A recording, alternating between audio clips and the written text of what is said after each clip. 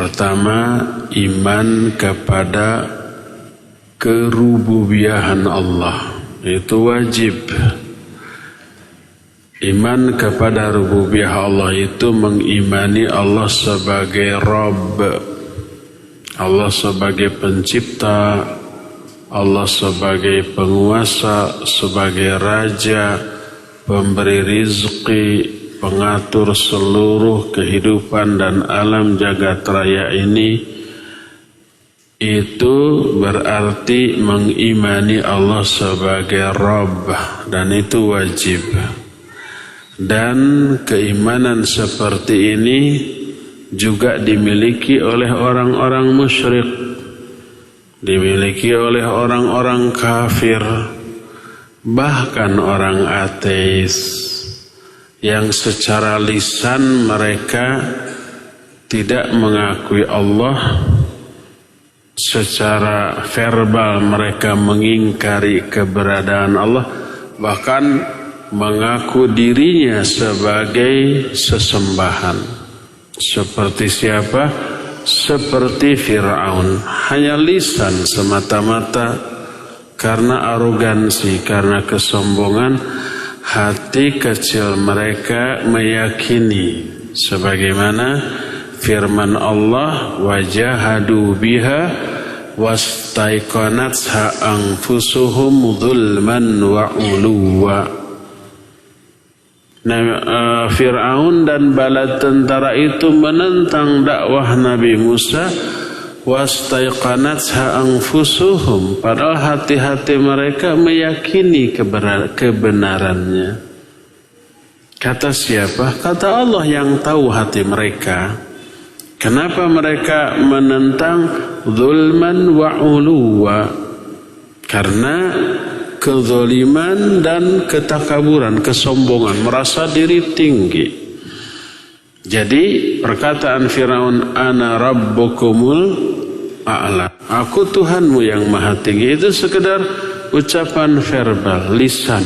Hatinya meyakini bahwa Allah itu ada dan wahyu yang Allah turunkan kepada Nabi Musa itu benar.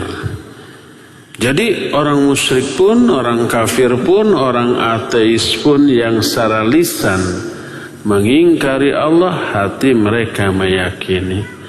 Mereka juga memiliki keimanan kepada Allah dari aspek rububiyah. Mereka meyakini Allah ada, mereka meyakini Allah yang menciptakan alam jagat raya ini, mereka meyakini Allah yang menghidupkan, yang mematikan, mereka meyakini Allah yang memberi rizki, mereka meyakini Allah yang mengatur seluruh alam dan seluruh kehidupan ini. Jadi kalau kita sebagai orang muslim mengimani Allah sebatas itu saja, tidak ada bedanya dengan orang-orang musyrik. Nah, baru aspek yang kedua inilah yang membedakan kita dengan orang-orang musyrik. Apa aspek kedua? Mengimani Allah dari aspek al-uluhiyah. Makna al-uluhiyah itu meyakini Allah satu-satunya sesembahan yang hak, sesembahan yang benar, satu-satunya yang layak untuk diibadati.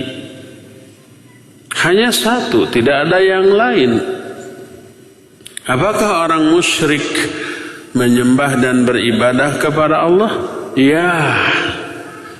Orang musyrik juga menyembah dan beribadah kepada Allah. Kalau begitu, kenapa mereka disebut musyrik? Karena selain ibadah kepada Allah, juga ibadah kepada selain Allah. Orang kafir tidak beribadah kepada Allah. Orang ateis meyakini adanya Allah tapi tidak beribadah kepada Allah. Orang kafir meyakini adanya Allah tapi tidak beribadah kepada Allah. Orang musyrik meyakini adanya Allah, beribadah kepada Allah tapi juga beribadah kepada selain Allah. Mereka tidak mengesahkan Allah dalam hal ibadah. Kepada Allah nyembah, kepada selain Allah juga nyembah. Maka seorang muslim wajib meyakini Allah satu-satunya sesembahan yang berhak disembah. Sesembahan lain yang disembah selain Allah batil. Dzalika bi anna Allaha huwal haqq wa anna ma yad'una min dunillah huwal batil. Yang demikian itu karena Allah lah satu-satunya sesembahan yang hak. Adapun yang disembah selain Allah maka itu adalah sesembahan yang batil.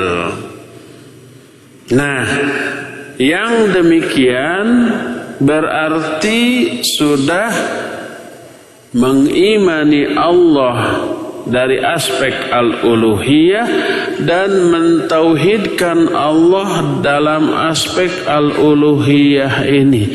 Mentauhidkan itu mengesahkan Allah satu-satunya sesembahan yang hak. Makna al-uluhiyah adalah ibadah, sebab al-ilah maknanya al-ma'bud. Al-ilah artinya al-ma'bud, sesembahan. La ilaha, tidak ada ilah, tidak ada sesembahan yang hak, yang sebenarnya, illallah, kecuali hanya Allah semata-mata. La syarikalah, tidak ada sekutu, tidak ada saingan, tidak ada tandingan, tidak ada yang menyamainya.